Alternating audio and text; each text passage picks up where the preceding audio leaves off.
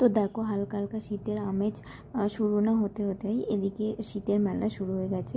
তো আমি আজকে গেছিলাম জাতীয় জঙ্গলমহল উৎসব ও জৈব উদ্ভিদ মেলা, যেটা কিনা হচ্ছে নন্দনের অপোজিটে। তো দেখো এই মেলাটাতে আমি প্রথমেই দেখতে পাচ্ছি বাঁদিকে এক মাসি কিছু গয়না নিয়ে বসেছেন। ভেতরে এদিকে দেখতে পাচ্ছি এই স্টলটাতে এখানে কিছু শুকনো খাবার, যেমন ওই চিড়ে মুড়ি, তার পাশে এখানে বুক স্টল।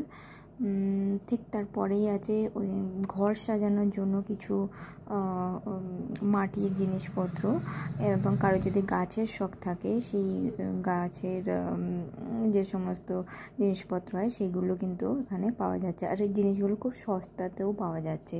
তো এনারা এসছেন অনেক দূর দূর থেকে, যেমন জঙ্গলমহল বাঁকুড়ার থেকে এসছেন। আর এই এত কিছু জিনিসপত্র নিয়ে এখানেও দেখতে পাচ্ছি ওই বাড়িতে বানানো বড়ি, তারপরে ঘি, মশলা, এই সমস্ত কিন্তু পাওয়া যাচ্ছে। এই যে অনেক লোকজনও কিন্তু এসছে দেখছি মেলাটাতে। আর সামনে যে স্টেজটা, এখানে কিন্তু অনেকে ওই ফোক সঙের সাথে ডান্স পারফরমেন্সও করছে, মানে আমি যখন ঢুকলাম তখন করছিল দেখলাম।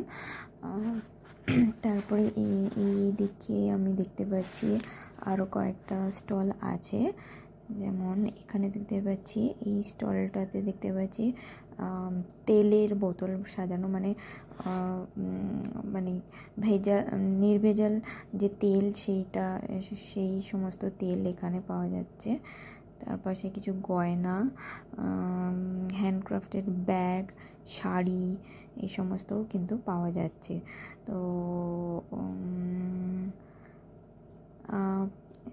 এখানে আমার যেহেতু একটু ব্রেসলেটের শখ আছে, তো আমি এই স্টলটা থেকে কিছু ব্রেসলেট সিলেক্ট করছিলাম। দেখো কিছু এখানে অনেক রকমের ব্রেসলেট, কানের দুল, গলার অনেক কিছু আছে। তো আমি কয়েকটা ব্রেসলেট নেওয়ার জন্য সিলেক্ট করছিলাম। তো আর এগুলো কিন্তু মানে অ্যাকচুয়াল বিডস দিয়ে তৈরি এই ব্রেসলেটগুলো। তো আমার এই একটু হালকা ব্লু কালারের উপর যেটা, এটা একটু বেশ ভালো লেগেছিলো। যাই হোক, তো তোমরা যদি কেউ মেলাটাতে দিতে চাও এবং এক্স্যাক্ট অ্যাড্রেসটা যদি না জানতে চাও, তাহলে আমাকে কমেন্ট সেকশানে জানিও।